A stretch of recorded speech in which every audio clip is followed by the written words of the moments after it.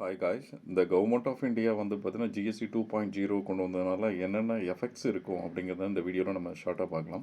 Right, இப்போ வந்துட்டு பார்த்தீங்க அப்படின்னா இதனால் கவர்மெண்ட் கொடுக்கக்கூடிய ஸ்டாட்டிஸ்டிக்கில் என்ன கொடுத்துருக்காங்க அப்படின்னு சொல்லி பார்த்தீங்க அப்படின்னா எம்எஸ்எம்இ இண்டஸ்ட்ரீஸ் வந்து பார்த்தீங்கன்னா ரொம்ப ஸ்ட்ரென்தன் ஆகும் அப்படிங்கிற மாதிரி கொடுத்துருக்காங்க. ஈஸியாக வந்து பார்த்தீங்கன்னா இந்தியாவில் அதிக எம்ப்ளாய்மெண்ட் ஜென்ரேஷன்ஸ் கொடுக்கக்கூடியதும் இந்தியாவில் வந்து பார்த்தீங்கன்னா அதிக டாக்ஸேஷன்ஸ் ரிசோர்ஸை வந்து ஜென்ரேட் பண்ணக்கூடிய ஃபீல்டும் பார்த்தீங்கன்னா மைக்ரோ ஸ்மால் மீடியம் இண்டஸ்ட்ரி அப்படின்னு தான் சொல்கிறோம். இந்த இண்டஸ்ட்ரீஸ் வந்து ரொம்ப வந்து பார்த்தீங்கன்னா வலிமை அடையும், ஸ்ட்ரென்தன் ஆகும்னு கொடுத்துருக்காங்க. அதுக்கப்புறமா வந்து பார்த்தீங்கன்னா இதன் மூலமாக வந்து அது ஸ்ட்ரென்தன் ஆகிறதுனால எம்ப்ளாய்மெண்ட் ஜென்ரேஷன்ஸ் அப்படிங்கிறது இன்க்ரீஸ் ஆகும். அப்படிங்கிறனால எம்ப்ளாய்மெண்ட் இன்க்ரீசஸ் வந்து பார்த்தீங்கன்னா அதிகமாச்சு அப்படின்னா கண்ட்ரினுடைய கிராஸ் டொமஸ்டிக் ப்ராடக்ட் அப்படிங்கிறது வந்துட்டு அதிகமாக இருக்கும் அப்படின்னு சொல்கிறாங்க. லைக் ஜிடிபி அப்படிங்கிறது இன்க்ரீஸ் ஆகும் கொடுத்துருக்காங்க. ஜிடிபி ஆயிடுச்சுனாவே ஆட்டோமேட்டிக்காக வந்து கண்ட்ரினுடைய எக்கனாமிக் க்ரோத் வந்து பார்த்தீங்கன்னா இன்க்ரீஸ் ஆகும்.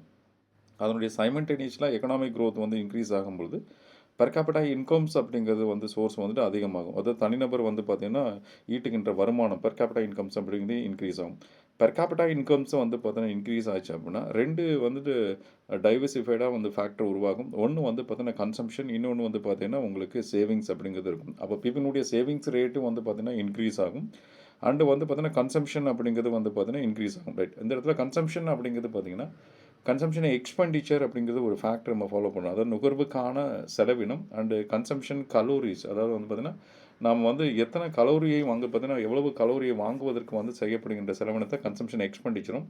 ஸோ எவ்வளோ கலோரிஸ் வந்து பார்த்தீங்கன்னா பர்ச்சேஸ் பண்ணுறோம் அப்படிங்கிறது வந்து பார்த்திங்கன்னா கன்சம்ஷன் ஆஃப் தி வந்து கலோரிஸ் அப்படிங்கிறது நம்ம ஃபாலோ பண்ணுறோம். அப்போ இது ரெண்டுமே வந்து பார்த்திங்கன்னா இன்க்ரீஸ் ஆகும் அப்படின்னு சொல்கிறாங்க. கன்சம்ஷன் எக்ஸ்பெண்டிச்சரும் வந்து அது இன்க்ரீஸ் ஆகும் கொடுக்குறாங்க. அண்ட் கன்சம்ஷன் கலோரிஸும் வந்து பார்த்தீங்கன்னா அதிகமாகும் அப்படின்னு சொல்கிறாங்க. அப்போ இது ரெண்டும் இன்க்ரீஸ் ஆகும் பொழுது ஆட்டோமேட்டிக்காக வந்துட்டு பீப்புளுடைய ஸ்டாண்டர்ட் ஆஃப் லிவிங்ஸ் அப்படிங்கிறது அதிகரிக்கும். மக்களுடைய வாழ்க்கை தரம் என்பது வந்துட்டு அதிகரிக்கும் அப்படிங்கிறத ஃபாலோ பண்ணுறாங்க. இது இல்லாமல் வந்து பார்த்தீங்கன்னா இந்தியாவில் வந்து கரண்ட்டில் இருக்கக்கூடிய ஸ்டாட்டிஸ்டிக்கில் வந்து பார்த்தீங்கன்னா பாவர்ட்டியுடைய ரேஷியோ வந்து முந்தைய இப்போ கரண்ட்டில் இருக்கக்கூடிய ரேஷியோ வந்து பார்த்தீங்கன்னா டிமினைஸ் ஆகும் அப்படிங்கிறது வந்து பார்த்தீங்கன்னா ஒரு ஃபேவரபிள் ஸ்டாட்டிஸ்டிக்கல் ரிப்போர்ட்டை கவர்மெண்ட் ஆஃப் இந்தியா இந்த ஜிஎஸ்டி 2.0 இன்ட்ரோடக்ஷனில் வந்து பார்த்தீங்கன்னா ஃபாலோ பண்ணி ஸ்டாட்டிஸ்டிக்கல் ரிப்போர்ட்டாக சொசைட்டிக்கு கொடுத்துருக்காங்க. இது எக்ஸாம் பாயிண்ட் ஆஃப் வியூ தான் நீங்கள் இம்பார்ட்டன்ட் நோட் பண்ணி வச்சுக்கலாம். Thank you all of you.